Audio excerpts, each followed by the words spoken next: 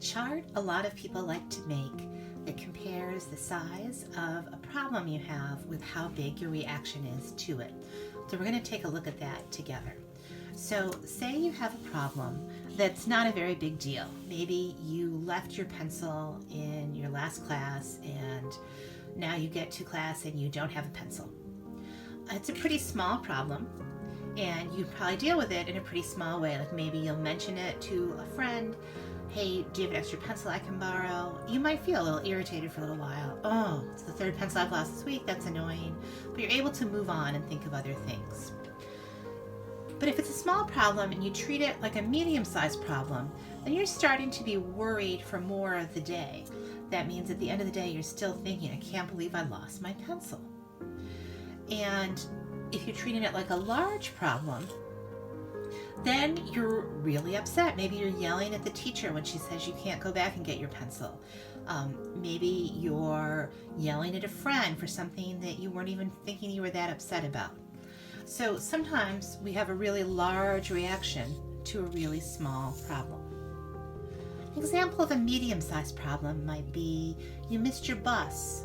You were going to bring a lunch because you don't like the school lunch and you forgot it at home and now you're not sure what you're going to eat all day. These are problems that are going to make sense if you're worried about them for a while, and you might need to get some help. Sometimes when the problem is just a medium-sized problem, we still find ourselves having a really large reaction. So we miss the bus and we start crying and we can't stop crying. Or we have a little disagreement with a friend and we can't sleep for several days. A big problem is something that's essentially an emergency. So an obvious example is if your house is on fire, then you want to have a really big reaction to that problem. You want to be yelling for everyone to get out of the house. You want to be screaming for someone to call the fire department. You want to be moving quickly. You have a large problem, so you have a large reaction. So what we want to talk about is what happens when the size of the problem, for some reason, doesn't match up to the size of your reaction.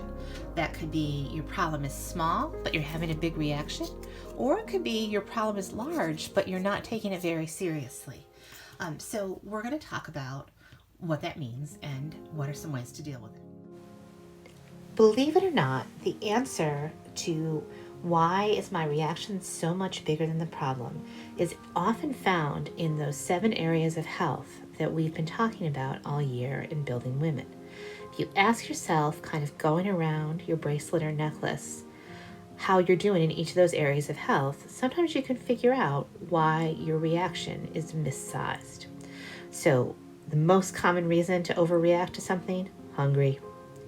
Also, might be you're tired. So those are both our physical health. Sometimes what's wrong has to do with our social health. We're really, really lonely, or we're so tired of being around people that we're overly sensitive. Could be it's our intellectual health that's causing us to react disproportionately. And that could mean either we're really bored, or maybe our brain is tired from working on something that was really hard, really confusing. Sometimes it's our values that are getting sort of triggered and making us react to a problem. If something is super important to us and people don't realize that, or if they're trying to make us do something we think is meaningless. Remember, we talked about financial health. Sometimes we're reacting to something because we're under a lot of financial stress.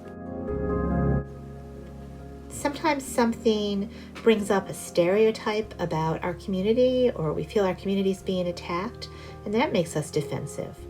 Or sometimes we're stressed out because we're aware of something our community needs, and we're worried on behalf of our whole community. Our general emotional health also affects how we respond to problems. If we are already sad, or already grieving, or already angry about something, those can all be factors. Remember, it's not that we're not supposed to get upset. What we want to think about is whether the way we're reacting to something makes sense given how big a problem it is. If it doesn't make sense given the size of the problem, we want to check in with all the different areas of our health and see if that's an explanation for why we're reacting the way we are. That way we can take care of ourselves or get help taking care of ourselves. Hope you're taking care of yourselves, Building Women. Wish I were there with you, helping you take care of yourselves. And remember to take care of your people too. Stay safe. Want to see more amazing videos? Be sure to subscribe to our YouTube channel. Thanks for watching.